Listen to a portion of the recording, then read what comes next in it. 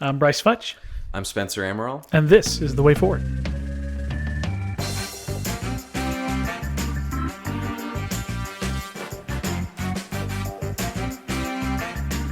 Hey, everybody, and welcome back to The Way Forward podcast. I'm your host, Brice Futch, here with my indefatigable co-host, Spencer Amaral, coming to us today from the beautiful West Coast. We'll let him explain why he's there if he decides to do so, because I don't know why anybody would spend time in California when they could spend time in Georgia, but apparently family trumps liberty, and rightfully so, and rightfully so. But it's great to be back with you, Spencer. Appreciate you carving out some time on your family reunion vacation, however you would describe what it is you're doing out there. I think God designed family to violate liberty in a lot of ways, and that's how he sanctifies us through it. So, but I miss being with you in person. It's good to be with you over Zoom again. I'm out in California where I grew up to celebrate my grandma's 90th birthday. So these are the kind of days that you don't get every day. You don't. Yeah. That's a big milestone.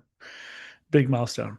Well, speaking of big milestones, unfortunately, we've had some just massive things happen in our country in the last couple of weeks. This podcast is not being recorded in a immediate response or reaction to that, but I think that's a good thing. We've had some time to see broader context. We've had some time to Right. watch the very touching memorial service for Charlie. We've had time to get more information about the shooter and about the broader context here. And I think you would agree, Spencer, that we're at a very unique American moment, and we don't see national martyrs like this on a regular basis. The most recent one that I can think of would be an RFK or an MLK, and our generation has never seen something like this. It's a huge hole that's been left in our civil discourse in society. Yeah, it's one of those gut check moments where you have to stop and you have to question what direction your society is moving in, and whether you're okay with that.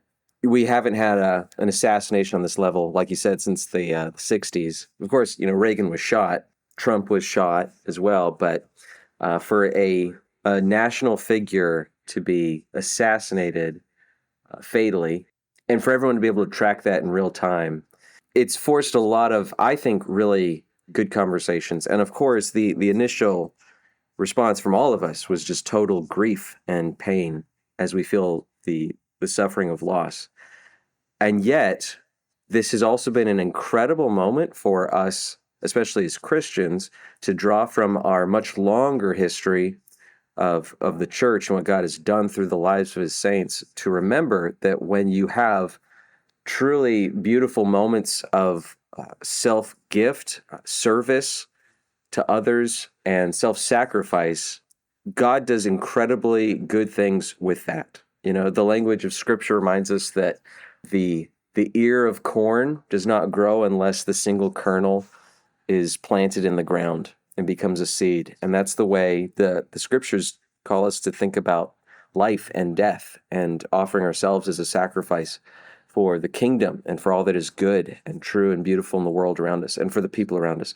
And so you called Charlie a national martyr. I think that's very appropriate. Some people are very sensitive to this word martyr, what exactly it connotates, whether he qualifies, because he operated kind of in the political realm. I saw someone online, I forget who, I'd love to credit him. Someone pointed out that, John the Baptist, if you got really technical, like, was his death a martyrdom? Well, technically, he wasn't killed explicitly for proclaiming the gospel of Jesus. He was killed because he was giving unsolicited advice to Herod, right, about immoral relationships going on within palace, and he was killed for that, and yet he's an obvious martyr figure. I also think of the children in Bethlehem who were killed when Herod was out trying to find the baby Messiah and make sure that he eliminated them. And so even in the Scriptures, you see those who are victims of political violence, but died in a certain way as the world around us was trying to crush the kingdom of God and crush all that is true and good and beautiful. Yeah, the Scriptures affirm those as martyrs. And if nothing else, I think we can all agree that when an assassination happens in your society, it forces everyone to reevaluate why this happened. And hopefully we can all agree this never should happen. We shouldn't, especially when we have a guy like Charlie speaking peacefully on college campuses, as was his, normal routine. For a guy like him to be killed is just so un-American. It's so unfathomable and so unjustified. And hopefully, if one thing is obvious to the majority of our society, it's that is not the way we want it to be. This is wrong. This was unjust. And therefore, Charlie can absolutely continue to move the needle in the right direction through his death, even, and through his example, as we all come back around these core American commitments, like freedom of speech and, the belief that we ought to solve our problems civilly and peacefully rather than at the tip of a bayonet, if at all possible. That's exactly right. I think you hit the nail on the head. And one of the biggest pieces to come out of this is what is the right response, right? What is the way forward from this moment? And there, as we've talked a lot about in this podcast, there are distinct roles and responsibilities for different people and for different institutions. And the right response of the church looks very different than the right response of government or of law enforcement, right? And I think we saw this in play at the memorial when Erica profoundly forgave Tyler Robinson, the shooter, and that is an act of Christian mercy and grace that is extremely Christ-like, and is to be commended and applauded. But at the same time, that is the right response of the church and the individual Christian. But the response of government as a whole, as an institution, it is one of its core responsibilities given by God is to wield the sword of justice. And that means punishing Tyler Robinson to the fullest extent of the law. There's a big difference between vengeance and revenge, right? Revenge is personal. It's motivated by hate. It's motivated by emotion. It's motivated by ill will. It's motivated by kind of a visceral reaction to things. And then vengeance is much more of a righteous, justice-minded thing, right? What does God say? God says, "Vengeance is mine," right? "Vengeance is mine," saith the Lord. And that's not just an eternal consequence on the other side of this life. It's also a temporal consequence through the arm of government, which has been given that responsibility by God. Yeah, sometimes I hear people talk, and it sounds like they think that you can take most of the scriptures, and the places where people agree or disagree typically comes down to, some people read this passage in a spiritualized way, not a literal way, and then other people read that in a literal way, and the other passage in a spiritualized way. And sometimes we hear this language of God saying, vengeance does not belongeth to you, O man, it belongs to me, the judge of all creation. And we can hear that and think, well, I guess that means human beings should never do anything, in terms of upholding justice. And God will work it out mysteriously by dropping a piano on someone's head, sooner or later while they're walking down the sidewalk. But again, the Bible doesn't portray like this kind of haphazard, indistinguishable, chaotic kind of approach to justice at all. We see God lay things out pretty concretely. And so to your first point that you made, like the response of the state is different from the response of the church. And that might make it sound like, God is, dealing with, he has a schizophrenic nature, or these Christians can't get their act together and behave consistently. But the through line to make sense of that is every person who exists, created in the image of God, correct? Created with purpose. We also see that the way God creates the world and creates the institutions within society, especially the core institutions of the church, the state, and the family, he creates these things, these institutions, with a purpose, right? It's not just a meaningless box that exists to sit there and hold stuff, but it's an institution that exists with a purpose that contributes to his larger kingdom mandate of going forth, be fruitful, multiply, make disciples of all the world, and contribute to man truly living as the image of God. So for every one of us and for all these institutions to lean into that God-given purpose or vocation is the through line here. So what is the vocation of myself as a Christian, and especially myself as a minister of the gospel? Well, scriptures tell me very clearly, my job as a minister of the gospel is to be a minister of reconciliation, to preach repentance, to preach warning, certainly, of God's judgment, but also to preach repentance and to remind the world that forgiveness is freely available and freely given to those who turn to God with contrite and repentant hearts. At the same time, God instituted the state to bear the sword of justice. And that's not because sometimes you just want to punch people in the nose and it helps you feel better, when bad things happen. But rather, we recognize that God is not a God who ignores injustice whatsoever. God is a God who, he's an essential quality and property of his is justice. And you can never distinguish God from what we mean by justice and righteousness. Like when we're talking about these things, we're not talking about something that, is a higher standard over God that God's trying to live up to. Like we're describing God's heart for the world, and we're trying to follow and seek what God seeks for the world and for his creation.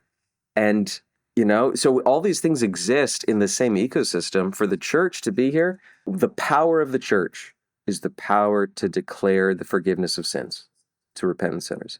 The power of the state is the power to wield the sword to ensure that injustice, wickedness, evil, which all are very, very real and all too prevalent in our world, do not go unchecked and unabated as though God didn't care about them and doesn't have any kind of response for them. So the state has to do its work well to uphold justice, the righteousness of God. And the church has to do its job well to bear the gospel to all the world, to call all people, including Tyler Robinson, to repentance and to seek the forgiveness of God, which is still available to all mankind.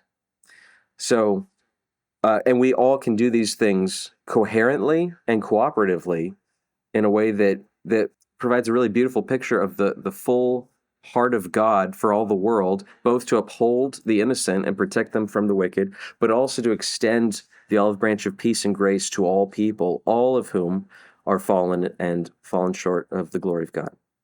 That's absolutely right. And I think a great example of this, there's a picture that's been making its rounds, and I have fact checked it, and it is indeed true. There's an old German executioner's sword, and there's a phrase inscribed on it that translates, "When I raise this sword, so I wish that this poor sinner will receive eternal life."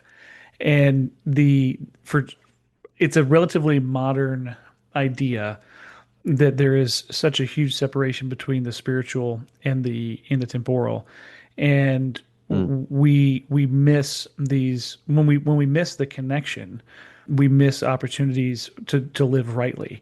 And I think too within government, we have often misplaced compassion, right? Where because we have a cheap grace that has been preached within evangelicalism for a long time, this idea that we can just forgive and move on, and this person doesn't deserve to die by the sword. They can just we can pacify this. Well, justice delayed is justice denied, and we see this in the gospel, right? When our sins are forgiven, they're not just magically poof gone away, right? They're laid on the back of Christ on the cross, and he paid the punishment, right? The sin, there's still a consequence for that action. There's always a consequence for your actions. And it is by grace and mercy that those consequences are not on my back, but on Christ's. And Amen. it doesn't take, but it's not we can't say forgiveness is enough, because it's not. And so when we look at the right role of government, to quote the great late Toby Keith, it's time for the long arm of the law to put a few more in the ground. And we have to have a very pro justice system, which doesn't mean it's not it's like we talked about before we started recording. It's not vigilante justice. It's not revenge. Not It's pro vengeance. Yeah. correct. I mean, it's not pro revenge. It's pro justice. That's right. And that might seem like we're splitting hairs, but again, It's important. They're important hairs to split. yeah. Because Yeah, if you crucial. don't, you But I miss. totally agree with where you're coming from. Yeah, if you don't split those hairs, you miss a massive part of what the right role of government is and what the right role and response of the church is. Those are different responses by the nature of the institution that's giving them, and that's not a bad thing. It doesn't make them incoherent, right? It's not therapeutic violence, That's right. right? Exactly. It's not cathartic. It's Which is what the left I has mean, preached for a long time, and what we've seen well, with I that's human think, nature. yeah, It's it human is. It nature, is human right? nature. You're right. Absolutely. I think back to after 9/11. 9/11, we were all so jacked up on wrath and pure pain and revenge, as a society. Like, you even move forward a year, we hadn't found bin Laden yet. No one felt like at peace about the whole thing. It almost felt like, walking over Afghanistan and knocking out the Taliban was too easy. Like, there was no catharsis in it. And I think that has a big part of why we unanimously decided to go into Iraq shortly thereafter. And the more you look back on that, in the rearview mirror, the less obvious of a move, and or how rational that move was as a right extension of the war on terror becomes. Anyway, I just remember that was a moment where the whole country was so angry, and that can move you to seek, something that really doesn't look like wisely dispensed justice, but just cathartic violence. That's government gone astray. That's government not acting wisely. Judicious government is always understanding that we are imperfect judges. We're just people after all, and yet that doesn't mean that justice with a capital J does not exist or is in no way attainable in some sense. Like, it better be attainable, but obviously it is. For us to protect the person who just had his house broken into or his car stolen, and for you to be able to return, his property to him, that's a good thing. Is that a little bit more in line with God's will for the creation? Absolutely. So we move in that direction as much as we can, and we try to do this in a way that brings us into greater alignment with God's will for the order of his world. Hmm. That's right. And I think too, now the conversation is what there is a obvious political governmental response in punishing the individual who pulled the trigger. But now we're looking for a broader conservative response to the left as a whole and Mm. to an increase in divisive political rhetoric that takes people from being folks we disagree with to being Nazis and fascists and authoritarians, which is the type of rhetoric that pushes people to political violence, right? And we see it. We also talked about this a little bit too in the pre-show. There's a massive difference between an individual who becomes a vigilante and a country who says we are going to create an institution like the Continental Congress, and we're going to try and fix and approach our authoritarian rulers, the King of England, diplomatically and through systems and through all of the right escalatory ways we can. And then at the very end, if they will not relent, then we will choose violence. That is a very different system than the system we're seeing today, where we have these lone shooters that target helpless people, whether that's a guy sitting on a stage just having a conversation with a crowd, to school children in Minnesota. We have a massive increase in these lone wolf vigilante style attacks that are, as of right now, very heavily perpetrated by the left. And so the conservative reaction is, okay, well, I won't say conservative. The Republican reaction is we need to start cracking down on these different things, whether that's making Antifa a domestic terrorist organization or putting pressure on the networks to take, on pressure on a network like ABC to pull a Jimmy Kimmel when he purposely lies to a nighttime audience about the nature of the shooter. There's actually a law that says you can't do that. That says in times of national crisis, it is illegal and unlawful to spread misinformation and to purposely lie to the public. And this brings in a lot of conversation about the First Amendment and what does that actually mean? And is speech at all times and in all places always and ever allowed? Is there any restraints on that whatsoever? And I think it's a difficult time for our country because there are good people who can disagree on these things. But the way we answer these questions in the next 6 months is going to be extremely consequential for our nation moving forward. Yeah. Yeah. And I mentioned to you earlier, I strongly support freedom of speech. I understand it, and I approach it through more of the historic lens. Our founding fathers framed this country largely as a response to the history of England in the previous 3+ centuries, right? But especially looking at the insane and bloody devastation wrought by the English civil wars in the 1600s. It's impossible to live, within a stone's throw of that era or within living memory of that era and not be completely, convinced that we don't want to repeat that. We don't want to build systems that are exposed to that kind of senseless violence and people constantly fighting over this, the wheel of power. And so America makes far more sense when you understand it as a bunch of guys who understood the history of England, which happened, just 10 minutes ago, relatively speaking, and trying to build a system that can avoid that. And so freedom of speech is largely their proposed solution, where we're not going to resolve our disputes by resorting to political, tyranny. We're not going to jail and intimidate and kill our opponents. We're not going to have a revolution every time there's someone in power that we don't feel like bending the knee to.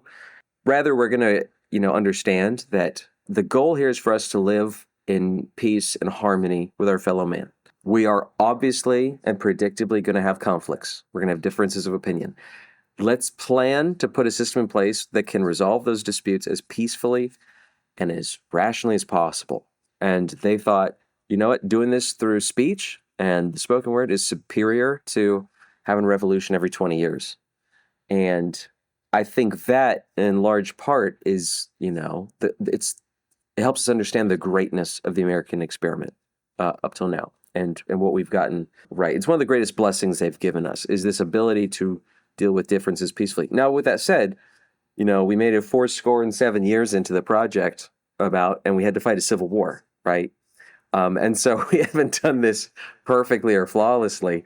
And yet, I think even so, the grand narrative is still the greatness of America is seen in its ability to resolve disputes and deal with conflict through a peaceful political process. We call that the constitutional order, constitutional republic, where rights are dispensed not just to those in the political majority, but also to the political minority.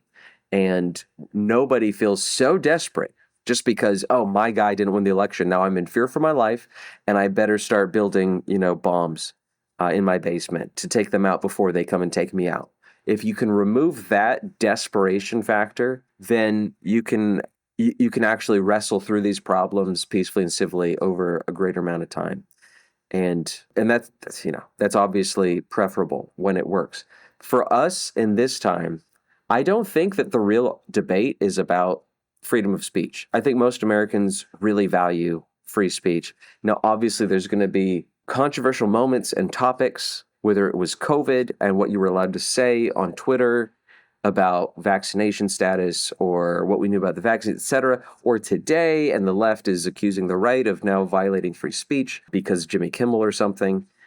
I think if there's any widespread agreement in America, it is on freedom of speech being essential and crucial to our long-term health and sustainability as a society. But what we haven't defined very well, and where the arguments come up, is defining the exceptions to the rule.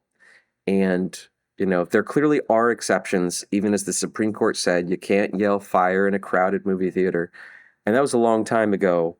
And think about this. For them to articulate the exception to the rule, they're referring to a cultural norm / practice, going to the movies, right? Which even now, like that's less of a thing. So, but and yet we are going to have new types of cultural practices and normative institutions that require us to apply this same kind of logic, right?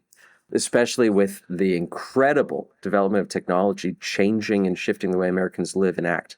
But there are exceptions. We need to articulate the exceptions and how they're contextualized within our standard forms of life in the 21st century.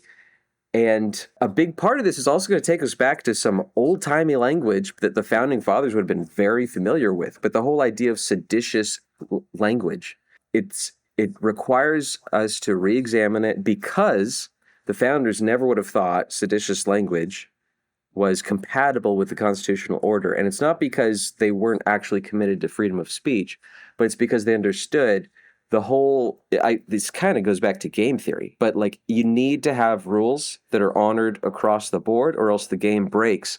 And once the game breaks, somebody is going to pick up a gun and start shooting people. Or they're going to think their best chance of winning the game is by picking up a gun and shooting people. So the founding fathers knew if you're going to have a rule in place, it's that no one gets to pick up a gun and start shooting people. We have to use this whole First Amendment thing, freedom of speech, freedom of assembly, freedom to petition your government. But all of this has to be done peacefully as you appeal to men's reason rather than intimidation.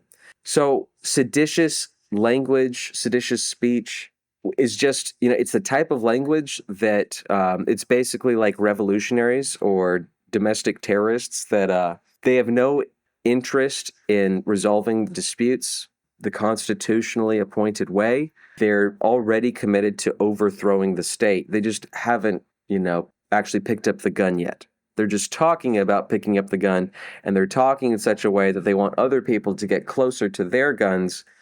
And then when we all pick them up at the same time, maybe our side will have a fighting chance.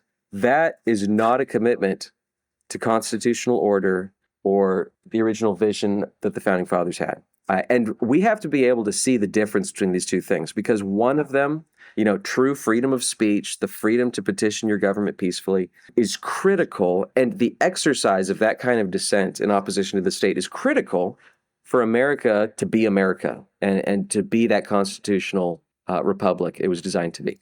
The other one of people thinking the way that I'm going to get what I want here is to just seek the overthrow and the downfall of these institutions and get ready to do all manner of harm and destruction to my fellow citizens.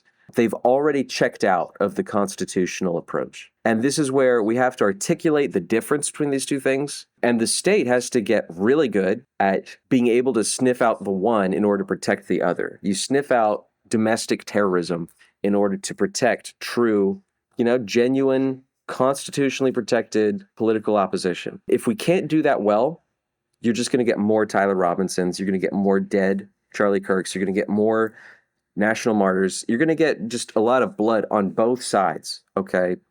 Again, we didn't exist very long as a country before we had a civil war. So none of this is unimaginable. We can never forget that civilization is very, very fragile. Just like the life of Charlie Kirk was very fragile. It took one guy with one bullet and one rifle to make one decision on one day and where we're at. And yet, I think the right takeaway from Charlie Kirk and Tyler Robinson and all of this is to understand that we have to get better at staying within, that constitutional framework that the founders created and sniffing out those among us, whether you're on the left or the right, however you identify label-wise, the people who have checked out of that constitutional order and have entered into the realm of political terrorism, like Tyler Robinson. That is death to the republic. Yeah, I think that's exactly right. I think this goes back to our understanding of the nature of freedom. And is freedom my ability to do what I want, or is it my responsibility to do what I ought? And if we look at it through that framework, which is coherent with or consistent with the Judeo-Christian worldview, that do we sin because grace abounds? Absolutely not, right? The whole purpose of the Christian life is to do what you ought, not what you necessarily want. And when we look at the requirement of our government to be ruling a moral people, like John Adams so notably said. You know, we compare that with C.S. Lewis and his indictment in Men Without Chests, that we have, you have your head, which is your logic, you have your chest, which is your moral reasoning, and then you have your gut, which is just your base instincts. And if you don't have the moral reasoning, then your logic exists just to get what your most base desires are, right? And to weasel your way into achieving those things, whether that's greed, lust, power, whatever. But our society, we've laughed at honor, and we're shocked to find traitors in our midst, which is exactly Right. what Lewis talks about. And I do think that desperation is being felt on the political fringes on both sides, right? I think that's part of the reason why Donald Trump won in 2016 and again in 2024, was a lot of folks were feeling like their voices were not being heard, and they didn't have an opportunity to speak out, and they didn't have anybody that was standing up for them. And that's why they flocked to the man who never pulled a punch, right? And on the left, their response to that desperation has been to consistently push people towards their guns by using that inflammatory rhetoric, by calling us fascists, by calling us Nazis, by calling us racists and bigots. That rhetoric pushes that desperation, and that desperation leads to violence. And we have not done a good enough. I think the biggest takeaway from Charlie Kirk assassination is, if this could happen to him, this could happen to any one of us, right? Charlie was the nice guy. He was the person that was Yep. well reasoned, well spoken, didn't use overly inflammatory language, He called did us it right. he exactly called a spade, did it in Yeah. love, and they killed him for it. Which means if they would dance like they have over his grave, they will dance over ours just the same. And so I think, if anything, it shows it's a really good reminder that, especially on the left, this is not your mom and dad's Democratic Party, right? This is not the Bill Clinton Democrats of the 1990s. Leftists, on the whole, are moving further and further into this place of political rhetoric and that breeds violence, and we have to oppose it. And that's why I think President Trump did exactly the right thing with making Antifa a domestic terrorist organization, right? Because that's what this group is for. And when we have a lot of levers of power that are available to us, that are constitutionally valid, that just have to take somebody with a good personal constitution to stand up and pull them, right? By looking at who's funding these protests, right? If we look at Portland and the autonomous zone, if we look at everything that happened around the Black Lives Matter movement with these violent outbreaks in these cities, we were very close to needing a rooftop Korean situation again, right? We were very close to that. And there was a lot of money that was poured into these cities to push these folks and these protesters. People were brought in from outside the city. People were trained. Pallets of bricks just happened to show up. There's a lot of stuff that can be looked into and that can be prosecuted and pursued, but we have to have somebody with the political will to do it. And I think we have that right now. And I do think that is, again, a right role of government, to chase down that justice and to pursue it wholly. I would also say, if we look at that freedom of speech, the freedom of speech is an inalienable right. But what is it there for? It's there to hold your government accountable. It's not there, which is funny you bring up the Fire in a Crowded Theater piece, because that's actually what that case was about. It was about a man who was opposing the draft during the First World War, and he was prosecuted under the Sedition Act by Woodrow Wilson, who, if you know anything about history, Woodrow Wilson was the worst president we've ever had. And the Supreme Court justice that used that phrase was Oliver Wendell Holmes, who was arguably one of the worst Supreme Court justices we've ever had. He was pro-eugenics. He was pro-big government. He was not a good guy. But we've taken that as our standard bearer. We've used that as that standard bearer phrase to justify a lot of things that we should not be saying. And I think we have to be very careful. Oh, I totally hear you there. And not to embrace the logic of Wendell Holmes, but I guess it just comes back to a much broader reality that we're all constantly bumping into, which is, our fallenness, our fallibility, our merely humanness. We're humans. We're not the creator. And so I wish that one of us was, perfect and had all of this understood infallibly. I guess, there was one. It was Jesus.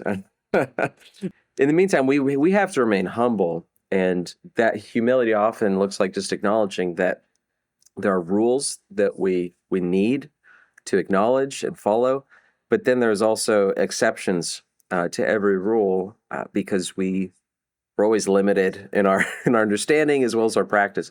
So, and the real temptation is we identify these infallible, rules, and this, we create our own philosophies and our systemic, approaches to the world, and then we impose the system on the world, and in the execution, the flaws of our logic and our systems are exposed. That's the problem with communism, right? They're trying to impose their vision of the world as it ought to be onto the world, and they're willing to break as many eggs as it takes to make that omelet.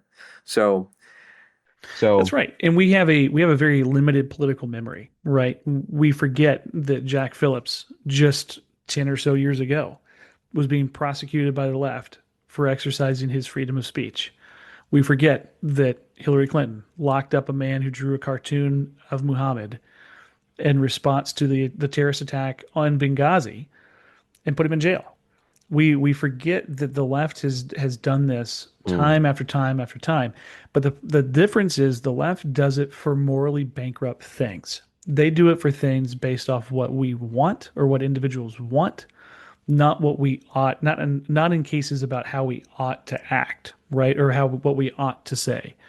And that's why I think the right has to maintain that strong constitution that we're going to do this in the right way, right? So with the Jimmy Kimmel thing specifically, this was the second time that the Kimmel show has the Jimmy Kimmel, I don't even know what the right title of the show is. I don't watch it. But this is the second time that his show has gotten in hot water with the FCC. The first time I think was in 2011. I don't know. It's been a while, but they used the emergency broadcast tones on live TV, and that's illegal. You can't do that. They used it as a part of a sketch, and now there's a law that says you can't knowingly lie about a major national crisis or a major national incident. And that's exactly what he did. They said that the shooter was a MAGA Republican. He was one of them, and the fact that the president was trying to say that he wasn't was just ludicrous. And this was well after we knew that there was phrases written on these bullets. We knew who the shooter was. We knew his background. We knew the ties that he had and the ideology that he proposed. And yet this still went to air.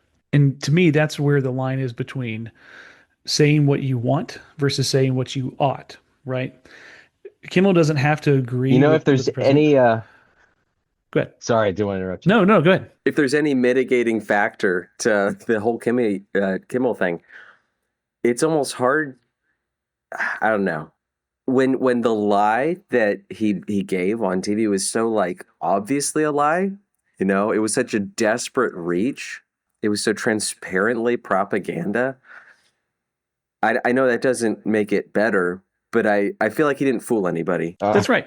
Well, and that's why I think it's good to say this is not acceptable, right? There is a standard, and this does not meet it. And it's an egregious violation. Exactly. Right. That was a right response to that violation. This is it's also a misunderstanding of these institutions and what these institutions are for. Just like we talked about at the beginning, there's a difference between the church's response to this incident and the government's response to this incident. But Johnny Carson, right, is the late night host standard, right? Johnny was the guy who had his own opinions, but he never expressed them on air. And when we've moved away from that, and we have these entertainers who are becoming pundits, we lose one of our mediating institutions, right? We've talked about the value of mediating institutions before, where it's something that everybody can enjoy. It's good, it's wholesome, it's entertaining. It takes your mind off your struggles after a hard day at work. It provides something to talk about at the water cooler the next day at the office or the shop. Like that is gone. That doesn't exist anymore. I mean, I think I'm trying to think of the other late night guy, the other Jimmy Fallon. I think Jimmy Fallon does this much better than Jimmy Kimmel does, but he's still not to the Carson standard. He's much closer for sure. But I can't stress enough how important understanding the right role of your institution is, because it dictates so much about what you do. I also think going back to the desperation piece a little bit more. I think I think conservatives have felt like we've been the dog that's caught the car on way too many things. Whether it was looking to overturn Obamacare or whatever, we finally get the people in power to make it happen, and then we can't figure out what's next. We don't know where to go from there. And I think that's why this response is so important, is because if we respond well, if we respond rightly, Ted Cruz the other day was on some show saying, well, this, if we start, restricting these things, and this is not going to go well for conservatives. Well, it hasn't gone well for conservatives so far. We are consistently the ones being abused by these, egregiously abused by these actions. And we're not talking about revenge here, right? We're not talking about revenging against your political opponent and in taking them to the woodshed for things that they should not be taken to the woodshed for. There's so much, like you said, so much egregiousness in a lot of these things that they're not hard battles. They're easy battles to win. We just have to be willing to fight them. And honestly, I think this is the key for Republicans being victorious in the midterms. I think for too long, people on the right and people even in the middle have wanted a party with backbone that responds well and does what they say they're going to do. And I think they like to see action. And rightfully so, right? We should expect the people that we elect to do the job that we elected them to do.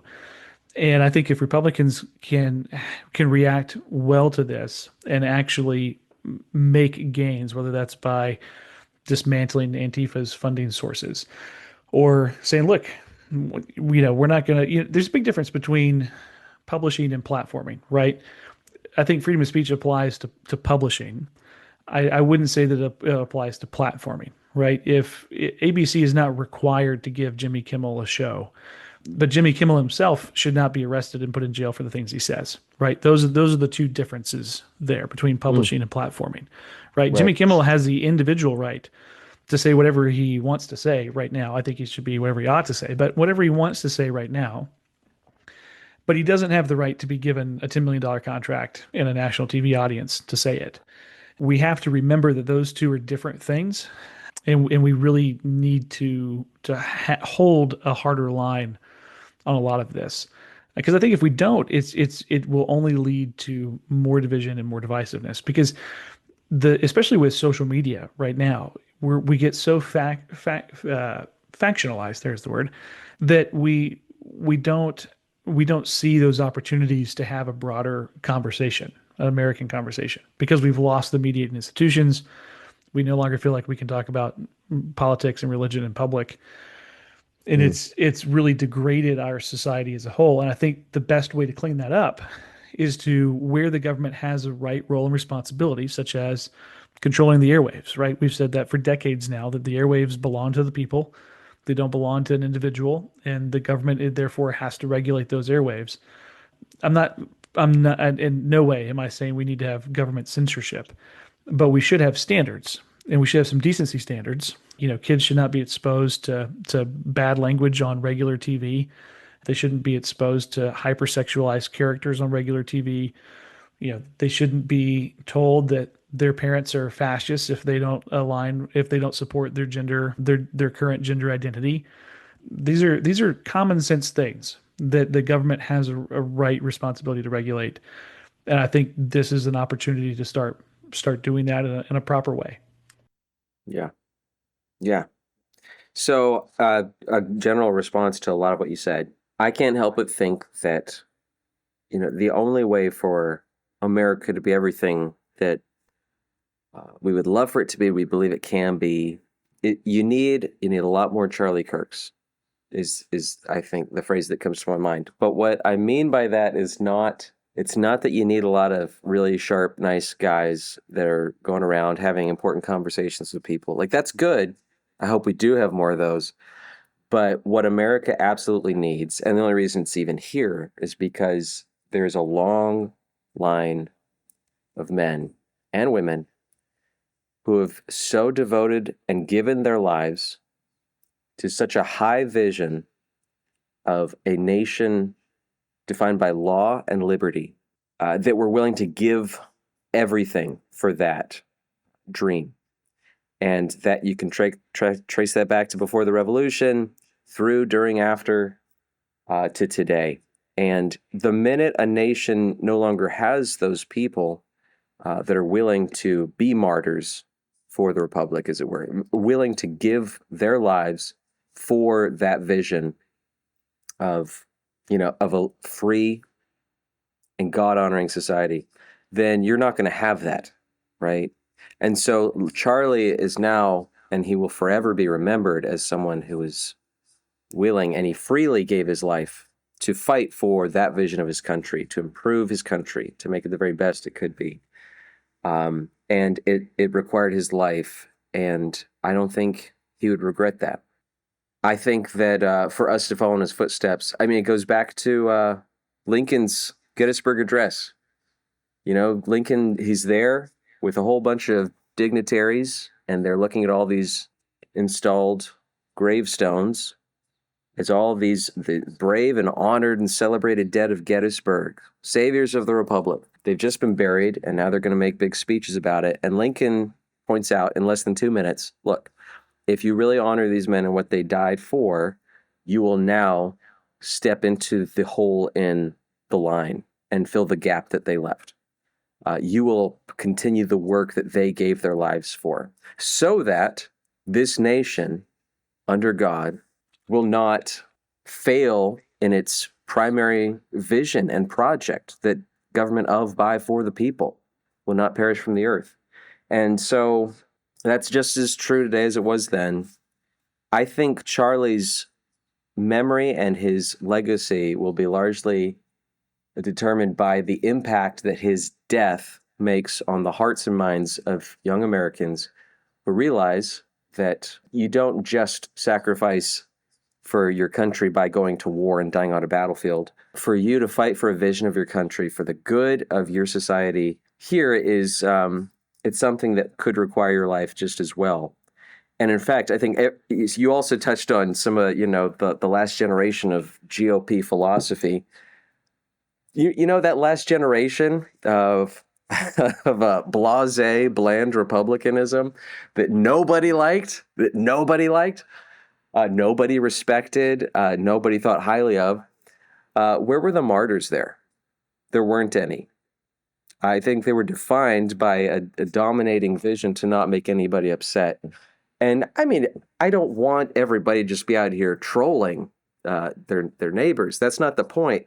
But if you are primarily controlled by a fear of, upsetting your neighbor, like that's just, you don't have the right, you don't have what it takes to lead and to actually fight for it and attain a healthy vision of a society. Because that's hard to do.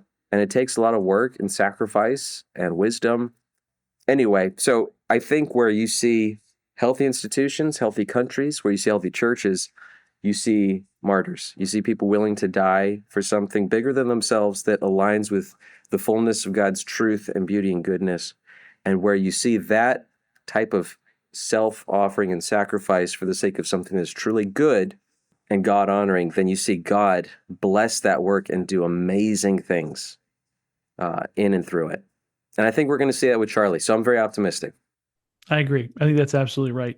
And again, I think it's so important for us to remember and to understand what a right response for us looks like based off the role that we play in society, right? Are we in leadership in a church? Are we in leadership in government? Are we in leadership in our family? What is our role in the community?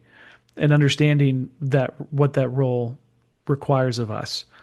Whether that's a role of forgiveness, whether that's a role of vengeance, whether that's a role of continuing to do the hard work of building a family and consistently playing the long game, right? So yeah, I really appreciate your thoughts. I think this has been a really solid almost hour now. Hopefully you, the listener, thinks the same. We'd love a chance to hear from you. We do plan to be more consistent coming back. We'd like to get back in the saddle and continue to talk about these things that matter and do it in a timely manner. So we appreciate you listening. We appreciate you being back with us. Great talk with you, Brice. Yeah, really thoroughly enjoyed it. And we'll see everybody next time. Thanks so much.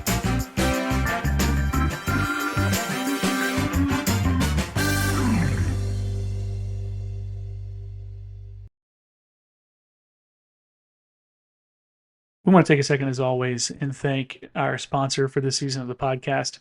This season's sponsor is Stand for Georgia Values Leadership Network. They exist to be the farm team for the conservative movement in Georgia. They specifically focus on the state. They recruit top-tier talent. They provide excellent training opportunities, fantastic networking opportunities.